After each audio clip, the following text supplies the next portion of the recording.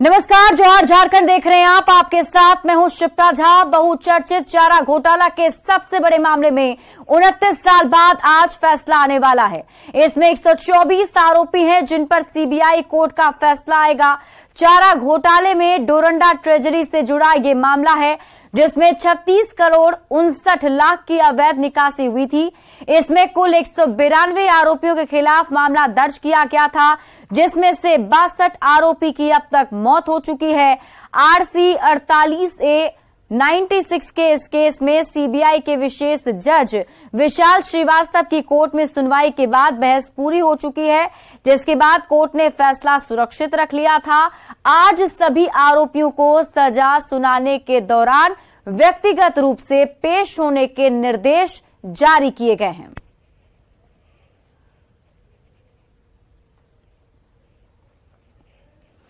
शराब से जुड़े मामले में कारोबारी योगेंद्र तिवारी से ईडी की पूछताछ आज भी जारी रहेगी।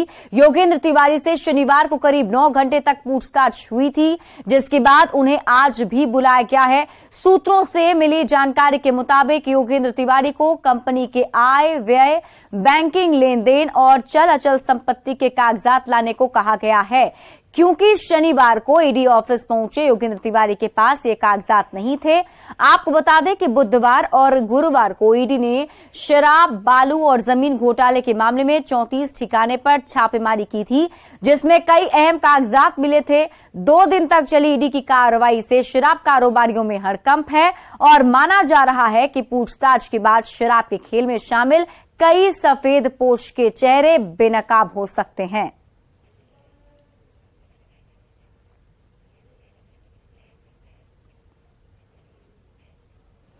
खबर जामताड़ा से है, जहां साइबर अपराधियों के खिलाफ चलाए जा रहे अभियान के तहत साइबर पुलिस को बड़ी सफलता मिली है। ट्रेनी आईपीएस की अगुवाई में करमाटांड़ थाना क्षेत्र के काशीटांड़ में मंटू मंडल के घर छापेमारी की गई, जिसमें सरगना मिथुन मंडल के साथ ही एक और साइबर अपराधी गिरफ्तार किया गया। छापेमारी के समय तीनों अपराधी एक कमरे में बैठकर साइबर ठगी की घटना को अंजाम दे रहे थे।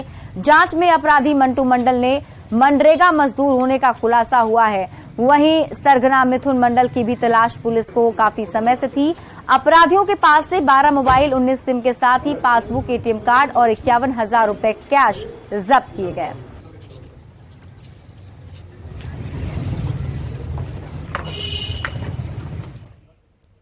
पाकुड़ से बड़ी खबर है, जहां घर में अकेली बच्ची को बेहोश कर करीब 17 लाख की संपत्ति डकैतों ने लूट ली। अमरापाड़ा मुख्य बाजार के रसिक टोला काली मंदिर के पास की घटना है, जहां बदमाश अंजन भगत के घर में पहुंचे थे। इस दौरान घर के सदस्य बाहर गए थे और उनकी बेटी घर पर अकेली थी। डकैतों ने बेटी को बेहोश कर दिया और 1,50,000 रुपए कैश के साथ ही करीब 15.5 लाख के गहने लूट लिए। लूट की जानकारी मिलते ही पुलिस मौके पर पहुंचकर जांच में जुट गई है। साथ ही जल्द ही अपराधी का सुराग लगाने का दावा कर रही है।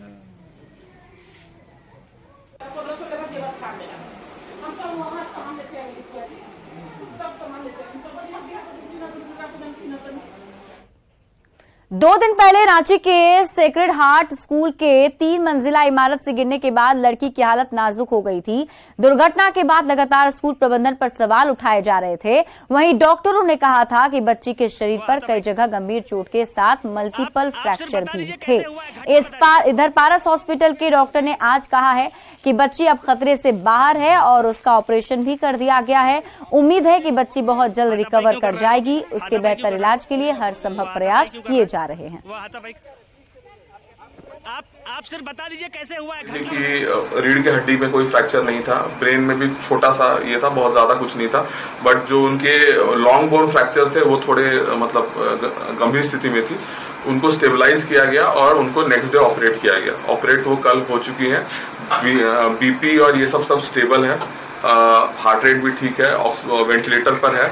उनकी जो दवाएं हैं जो उनको मतलब सुलाने की, जो दर्द की दवाएं जो दे रहे थे वो साथ में थोड़ा उनको सुलाती भी है। तो अभी धीरे धीरे उनको कम किया जा रहा है। होपफुली हम उनको थोड़ा बेहतर आउटकम दे सकेंगे। बड़ी खबर चाईबासा से है, जहां पुलिस और सुरक्षा बलों को नक्सली संगठन के खिलाफ बड़ी सफलता हाथ लगी है। एंटी नक्सल सर्च ऑपरेशन में कराईकेला थाना क्षेत्र के जंगल में नक्सलियों के कैंप को ध्वस्त किया गया है। सुरक्षा बलों ने नक्सली कैंप से खाने पीने के कई सामान जब्त किए हैं। हालांकि पुलिस और सुरक्षा बलों के पहुंचने से पहले ही नक्सली कैंप छोड़कर फरार हो चुके थे।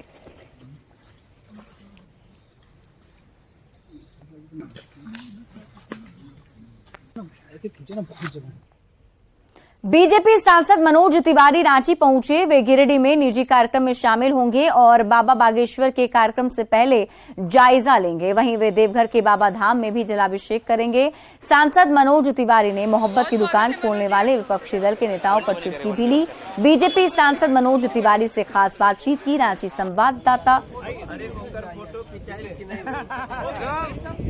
राजनीतिक इतिहास रचने वाले मनोज तिवारी इस वक्त रांची में है और यहाँ से गिरिडीह का दौरा होगा। किस तरीके से ये यात्रा आज रहने वाली है और पूरे झारखंड में यात्रा होगा, गिरिडीह यात्रा होगा, देवघर यात्रा होगा, रांची उतरे हैं, क्या कुछ खास होने वाला है? आज मैं यहाँ से गिरिडीह जा रहा हूँ और गिरिडीह से जाऊँगा बाबा धाम, जाऊँगा बैद्यनाथ धाम, जाऊँगा आज वहाँ जल चढ़ाई, बाबा के चरणों में माथा पटका, उनका की गाना सुनाई। बाबा का एक गाना हमारे माइक पर जय बाबा धाम की। हमारे मन में सुबह से जो गूंज रहा है कि सारा दर्द के एक ही दवाई, कांवर उठा के देवघर जाई, अद्भुत सजल दरबार बा, जब चाहे तब तवन करा लो, बाबा के महिमा अपार बा। तो बाबा के दरबार में आना सबके लिए, लेकिन मन साफ रही उसी का फायदा होगा। जिसका मन अच्छा है, सच्चा है, उसी को बाबा कल्याण करते हैं। इसके साथ साथ अगर झारखंड की राजनीति की बात करें, देश की राजनीति की बात करें, देश का गठबंधन, महागठबंधन कह रहा है कि 2024 का चुनाव जो है वो अग्नि परीक्षा नरेंद्र मोदी के लिए होगा और सत्ता हासिल करना इतना आसान नहीं। देखिए, नरेंद्र मोदी जी तो हमेशा अग्नि परीक्षा से गुजरते ही हैं और हम लोग जो देख रहे हैं, एनडीए कार्य करके लोगों के दिलों में जगह बना के अग्नि परीक्षा को पास करती है। हमें सभी को गले लगा करके चलना है। हमारे यहाँ नफरत नहीं है, मोहब्बत है। लेकिन कुछ लोग मोहब्बत की दुकान चला रहे हैं आजकल। अब आप बताइए, मोहब्बत बिकती है क्या? अब ये दुकान वाले मोहब्बत बेचने चले हैं। इनके दुकान में कभी 2G था, कभी कोलगेट था, कभी तरह तरह के भ्रष्टाचार थे। अब वो मोहब्बत बेच रहे हैं। आप कोई से पूछें कि का भैया मोहब्बत बेचल जाला, लेकिन मोहब्बतों बेचे खातिर तैयार बड़ा सन, गजब दुकान बा यानी कि। तो ये हमारे साथ मनोज तिवारी थे, जिन्होंने कहा कि किस तरीके से मनोज तिवारी जब रांची पहुंचे तो उन्होंने बताया कि किस तरीके से जो झारखंड में है, देवघर में वो कार्यक्रम में शामिल होंगे। उसके साथ साथ शिव की भक्ति उनके लिए अपार है। गौरव झा, न्यूज़ 18 रांची। बीजेपी संकल्प यात्रा के तहत धनबाद के टूंडिया स्कूल मैदान पहुंचे, जहां से धनबाद में संकल्प यात्रा की शुरुआत की। जनसभा को संबोधित करते हुए बाबूलाल मरांडी ने हेमंत सरकार पर जमकर हमला बोला। बाबूलाल मरांडी ने कहा कि राज्य में भ्रष्टाचार, अपराध बढ़े हैं। धनबाद में कोयले की तस्करी जोरों से होती है। जनता को अधिकारी लूट रहे हैं। मुख्यमंत्री भी इस लूट में शामिल हैं।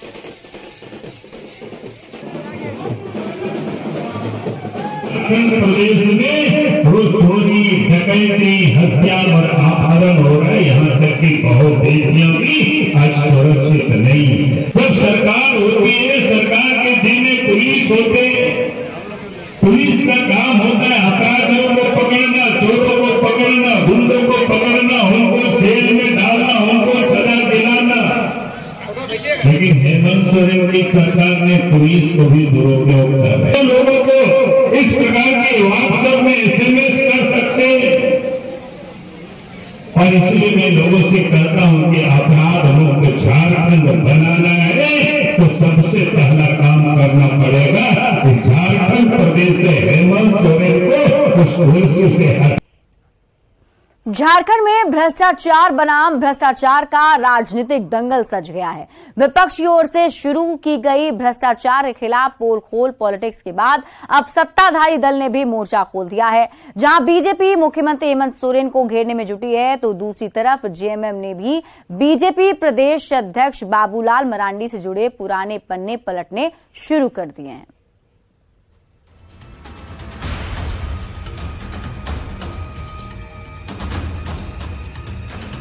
मिशन 2024 के चुनावी दंगल से पहले झारखंड की सियासी मैदान में राजनीतिक महाभारत शुरू हो गया है। एक तरफ मुख्य विपक्षी दल बीजेपी ताल ठोक रही है, तो दूसरी तरफ सत्ताधारी दल जेएमएम ने कमर कस ली है। पिछले कुछ दिनों से भ्रष्टाचार बनाम भ्रष्टाचार के वान एक दूसरे पर चलाए जा रहे हैं। बीजेपी के निशाने पर मुख्यमंत्री हेमंत सोरेन हैं, इसीलिए जेएमएम ने भी बीजेपी प्रदेश अध्यक्ष बाबूलाल मरांडी के पुराने पन्ने पलटने शुरू कर दिए हैं। पहले एक कंपनी को लेकर सवाल खड़े किए गए थे, अब संथाल परगना के एक मकान की तस्वीर जारी कर बाबूलाल मरांडी से सवाल पूछा जा रहा है। जेएमएम का आरोप है कि BJP below the belt politics कर रही है और उसे भी इसका जवाब देना बखूबी आता है। पार्टी के चरित्र की जानकारी मिलेगी।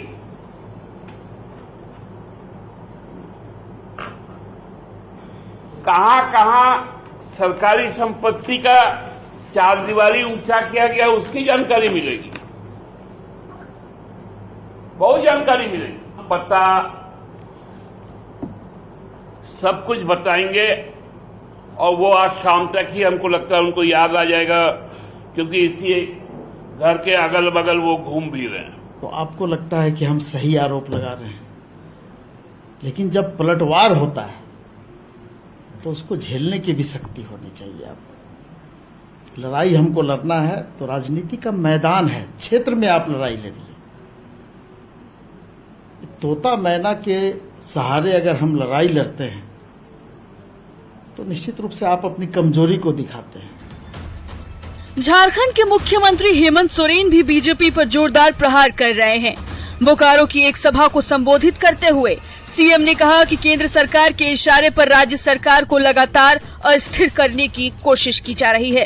रोज कुछ न कुछ षड्यंत्र कर लोगों को दिग्भ्रमित करने का प्रयास किया जा रहा है। कभी सीबीआई तो कभी ईडी और आयकर विभाग के नाम पर डराने धमकाने की कोशिश की जा रही है। एक प्रकार राजनीतिक ताकत नहीं जुटा पाते हैं तो सरकारी तंत्रों का दुरुपयोग आने वाला 2024 में उनको राज्य से भी और दिल्ली से भी करने का।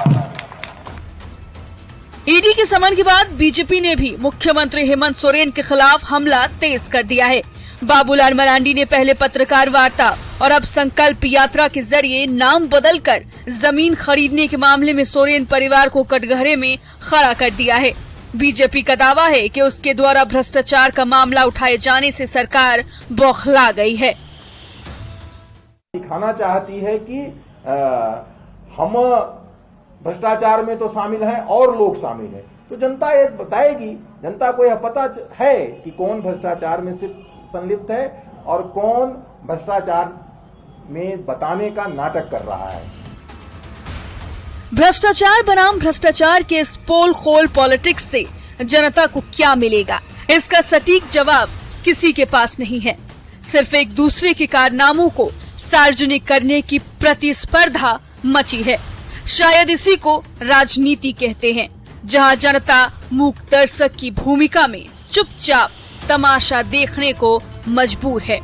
न्यूज़ 18 के लिए बोकारो से मृत्युंजय कुमार के साथ रांची से अविनाश कुमार की रिपोर्ट। डुमरी विधानसभा उपचुनाव को लेकर INDIA महागठबंधन के प्रत्याशी बेबी देवी के पक्ष में चुनावी जनसंपर्क अभियान तेज हो रहा है।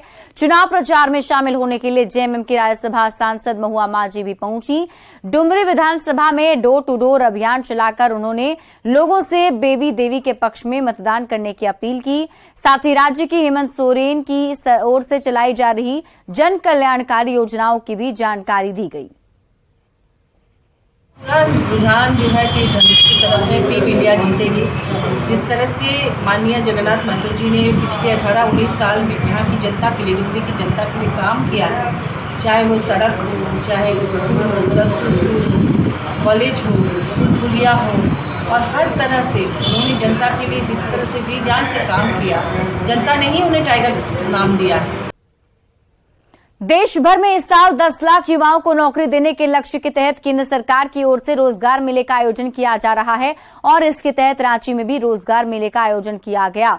रांची के सेम्बो में सीआरपीएफ ग्रुप सेंटर में लगे रोजगार मेले में केंद्रीय मंत्री अर्जुन मुंडा युवाओं के बीच नियुक्ति पत्र का वितरण करेंगे। इसके तहत 400 अभ्यर्थियों को ज्वाइनिंग लेटर दिया जाएगा।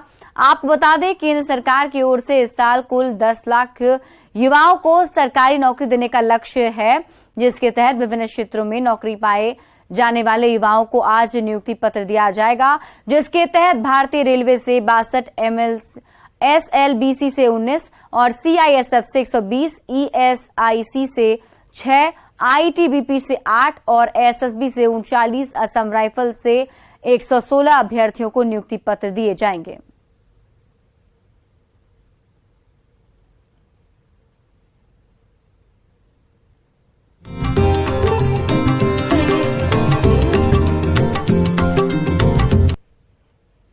और अब बात करेंगे सावन के सोमवारी की। आज सावन महीने की आखिरी सोमवारी है, ऐसे में देवघर में आस्था का जन सैलाब उमड़ गया है। सुबह से कांवरिया कतार में लगकर अपनी बारी का इंतजार करते नजर आ रहे हैं। बाबा बैद्यनाथ मंदिर परिसर में लगे बाहरी अर्घा से माध्यम से कांवरिया जलार्पण करते हुए दिख रहे हैं।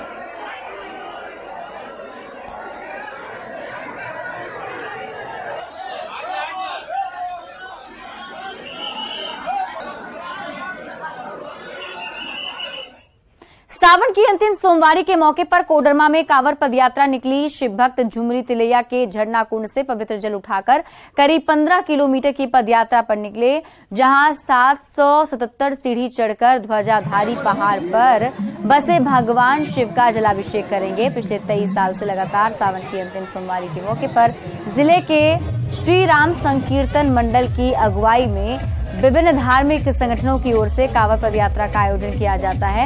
यह आयोजन पिछले जिले के सबसे बड़े धार्मिक आयोजन का रूप ले चुका है। इस साल करीब 1 लाख श्रद्धालु के कांवर यात्रा में शामिल होने की संभावना है। इस यात्रा में झारखंड के साथ ही बिहार और बंगाल से आए श्रद्धालु भी शामिल होते हैं। जलाभिषेक के बाद शिव भक्तों के लिए नंदी बाबा सेवा ट्रस्ट की ओर से भंडारे का भी आयोजन होता है।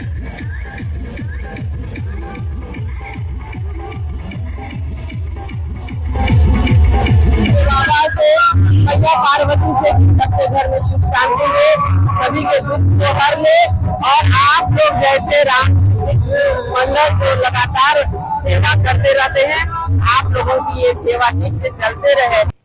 आज सावन की 8वीं और अंतिम सोमवारी है। इसके अलावा आज त्रयोदशी का भी संयोग है। ऐसा माना जाता है कि सोमवारी और त्रयोदशी का संयोग अति उत्तम होता है। इस दिन व्रत और भोलेनाथ को जल अर्पण करने से निसंतान को संतान की प्राप्ति होती है। सावन की अंतिम सोमवारी पर देवघर के बाबाधाम में कांवरियों की भीड़ उमड़ रही है। माना जा रहा है कि अंतिम सोमवारी के बाद श्रद्धालुओं की भीड़ कम होनी शुरू हो जाएगी। नमः शिवाय, हरि ओम। हम लोग का शुरू से ही कोशिश रहा है कि जितना हो सकता है कांवरियों को, श्रद्धालुओं को सुलभ सुविधा दिया जाए। आज अंतिम सोमवारी है तो हम लोग के लिए ऐसा नहीं है कि आज जो हम लोग डिसिप्लिन है उसी में हम लोग अभी भी श्रद्धालुओं को उसी सुलभता के साथ कोशिश कर रहे हैं जलार्पण सब लोग 18 से कर रहे हैं। श्रावण मास की आज अंतिम सोमवारी है। उसमें खास ये है कि आज त्रयोदशी है।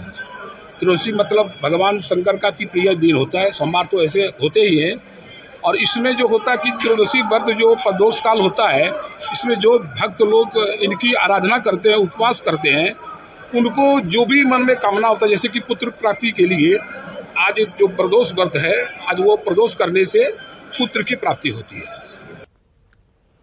सावन महीने की अंतिम सोमवारी पर रामगढ़ जिले के विभिन्न मंदिरों में जलाभिषेक के लिए भारी संख्या में श्रद्धालु की भीड़ उमड़ पड़ी है। रजरप्पा के प्रसिद्ध सिद्धपीठ मां छिन्नमस्ती के मंदिर परिसर में सबसे ऊंचे शिवलिंग पर जलाभिषेक के लिए श्रद्धालुओं की भीड़ जुटी हुई है।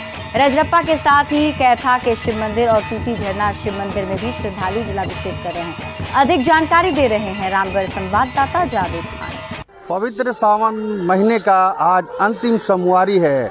रामगढ़ जिले के विभिन्न मंदिरों में जलाभिषेक के लिए अहले सुबह से ही श्रद्धालुओं की भीड़ देखी जा रही है।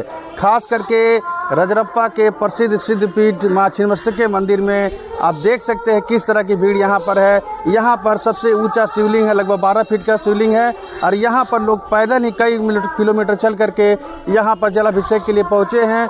यहाँ सुबह में आरती हुई है और विशेष श्रृंगार पूजा हुई है और भंडारे का भी आयोजन किया गया। इसी तरह के भीड़ कैथा स्थित प्राचीन शिव मंदिर और टूटी झरना स्थित प्राचीन शिव मंदिर में देखा जा रहा है। क्या भोले बाबा से मांगे कि बाल बच्चा लोग अच्छा से रहे, स्वस्थ रहे, खाने पीने के रोजी रोटी बाल बच्चा को मिले, और भगवान से क्या कहना है। खास करके रजरप्पा मंदिर, टूटी झरना प्राचीन शिव मंदिर और कैथा प्राचीन शिव मंदिर में लगातार श्रद्धालुओं की भीड़ बढ़ती जा रही है, क्योंकि आज सावन मास का द्वादश तिथि भी है, यानी कि शुक्ल पक्ष है। ऐसे में मंदिरों में अंतिम सोमवारी के दिन श्रद्धालुओं की भीड़ और उनका उत्साह देखते ही बन रहा है। जावेद खान, न्यूज़ 18 रामगढ़।